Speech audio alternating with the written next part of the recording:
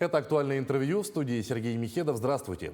Как начался туристический сезон в Якутии?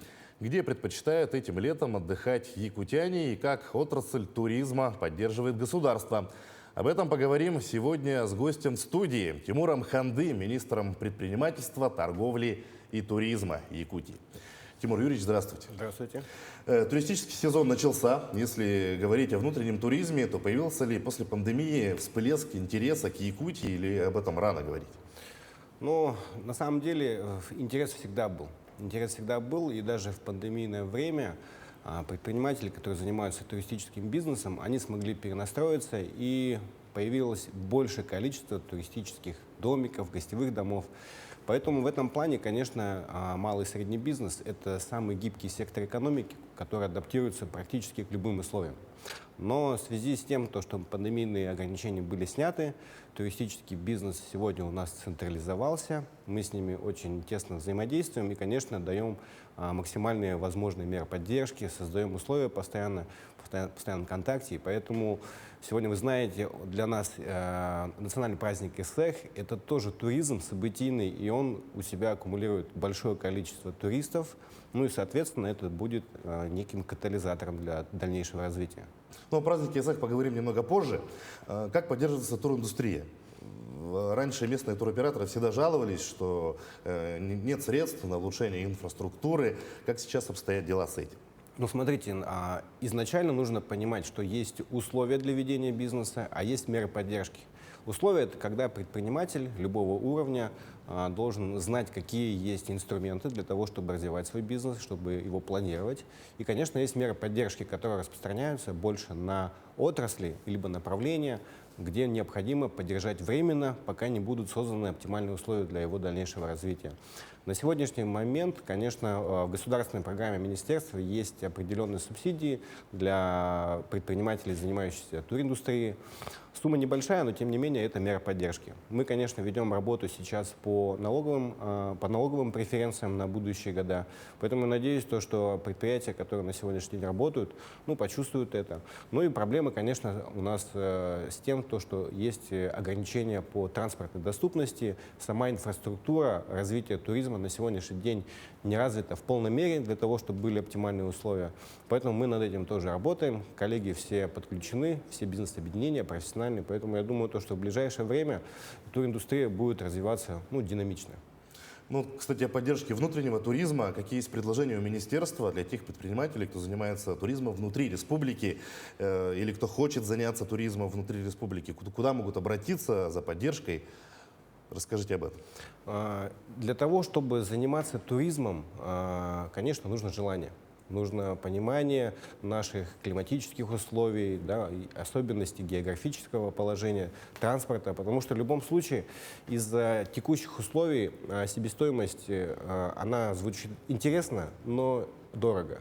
Поэтому для того, чтобы разработать правильный туристический продукт, сформировать пакет, здесь нужно подключиться к Министерству предпринимательства и развития туризма. У нас есть агентство по развитию туризма, которое занимается в том числе информационно-консультационной работой. Производится по госзаданию мастер-планирование территорий.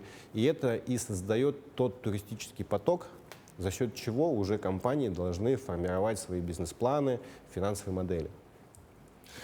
Как повлияло увеличение числа субсидированных билетов на авиарейсы в этом году для жителей Дальнего Востока на привлекательность Якутии как туристического маршрута?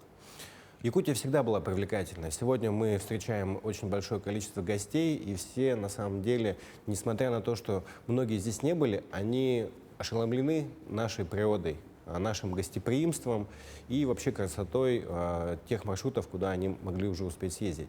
Но, тем не менее, знаете, вообще сам туризм – это довольно-таки большой сектор экономики, он охватывает практически все.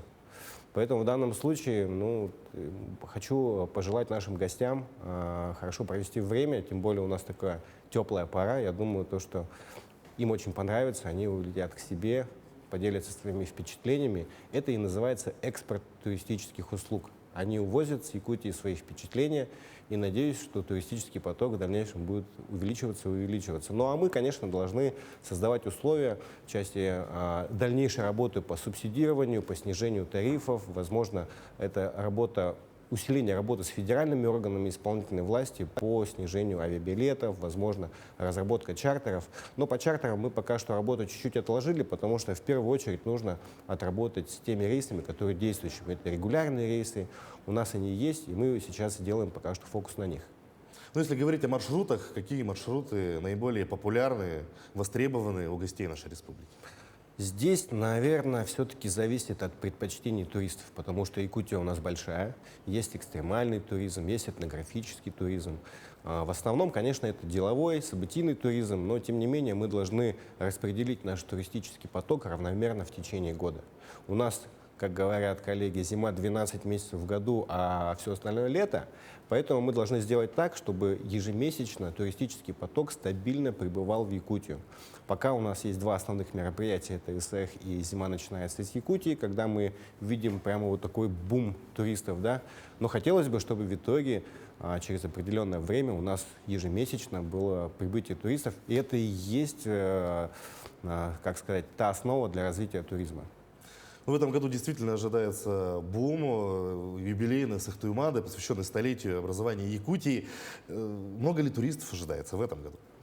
Ну, смотрите, на сегодняшний день, кто такой турист, да? Вот давайте начну с этого. Турист — это тот человек, который остановился в коллективном средстве размещения.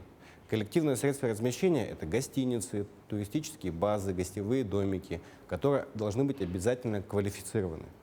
Вот. И, соответственно, человек, который останавливается в этом коллективном средстве размещения, становится автоматически туристом. У нас туристический поток именно так формируется. Даже если вы, допустим, поедете в Амгинский улус, в Татинский, в любое место, вы становитесь автоматически туристом. Да, это идет в статистику, и, соответственно, от этих данных уже идет формирование политики развития туризма. Вот, ну, как-то так. Поэтому туристический поток, он довольно-таки сложно вычленяется из въездного, выездного, внутреннего, поэтому здесь работа ведется наверное, больше по развитию внутреннего туризма, чтобы наши предприниматели могли четко и правильно сформировать ту бизнес-модель, которая была бы более объективной. Вот примерно так. Но все-таки о количестве гостей Сахтуймада хочется узнать о цифре, есть какие-то данные, может, официальных прогнозы? Лиц, да, официальных лиц на сегодняшний день на Сахтуймада прибывает около 1000. Это только официальных лиц? Это только официальных лиц, плюс их коллеги, помощники, партнеры. Плюс помимо Сахтуймада у нас проходят другие деловые мероприятия, куда тоже официальные лица. У нас на сегодняшний день больше 200 коллективных средств размещения, около 6000 койко-мест, да, вот такой есть термин тоже. Они все заняты. Они все заняты все квартиры, апартаменты, поэтому самое главное для нас сейчас развивать именно коллективные средства размещения. Это гостиницы, 4-звездочные, которые сейчас в инвестиционных проектах разрабатываются, которые будут строиться в течение 2-3 лет, и это должно быть туристическим катализатором для потока. Ну, соответственно, если мы все это хорошенечко сделаем совместно с предпринимателями, инвесторами стратегическими, тогда уже мы будем спокойно понимать, что мы можем принять этих людей, потому что ту рекламу, тот маркетинг, который мы сегодня получим в результате наших мероприятий, а мероприятия довольно-таки с хорошими впечатлениями коллеги улетают, мы должны, помимо того, что их принять, мы должны теперь и параллельно создавать правильные маршруты разных категорий. Это и люкс, и бюджет, и эконом, то есть на любой выбор должно быть. Ну, кстати, если говорить о дальнейшем развитии, вы недавно вернулись из Санкт-Петербурга, где проходило большое мероприятие, 25-й международный Петербургский экономический форум.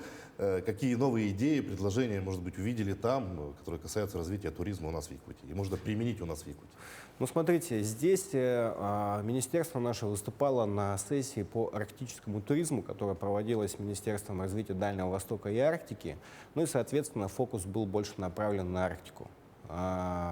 Регионы, субъекты Российской Федерации, которые имеют арктическую зону, это Мурманск, Архангельск, Якутия. Конечно, Якутия — это вообще для всех отдельная галактика, отдельный космос. И даже участники сессии, спикеры, вот Богдан Булычев, да, знаменитый блогер, который занимается арктическим туризмом, он, конечно, очень сильно делал фокус на Якутию.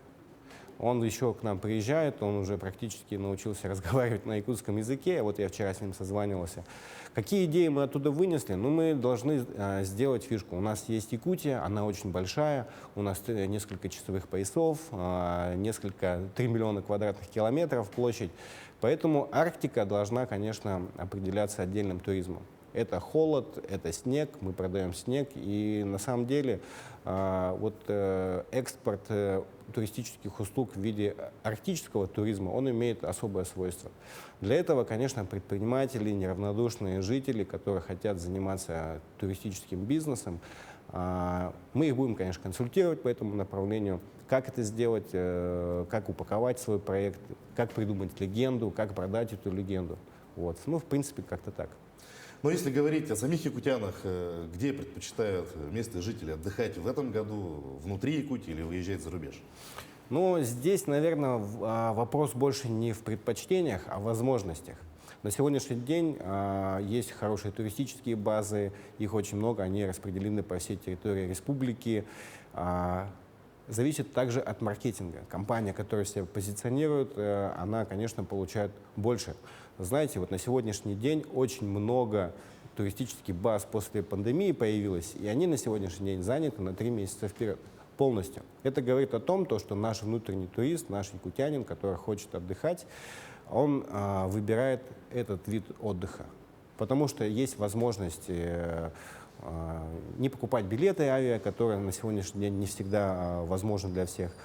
И, соответственно, знаете, когда есть и выездной туризм, а он сейчас на самом деле чуть-чуть ограничен в виде санкционного мероприятий, поэтому здесь, наверное, не предпочтения больше, я хочу повторить, а все-таки возможности. И эти возможности наши предприниматели сегодня создают этот продукт очень качественно.